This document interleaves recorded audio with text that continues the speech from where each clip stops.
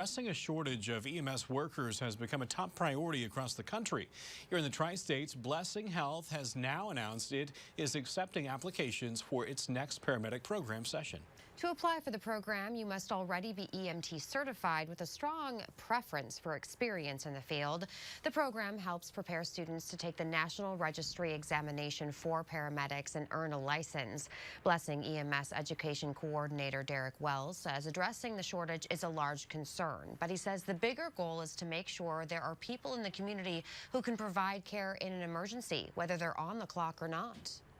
So we get a lot of practice with that in like a skills lab setting on mannequins, and then they go into an internship setting where they have somebody kind of evaluating them and supervising them to make sure they're doing things safely and they're able to practice and perform some of those skills on real patients in real scenarios.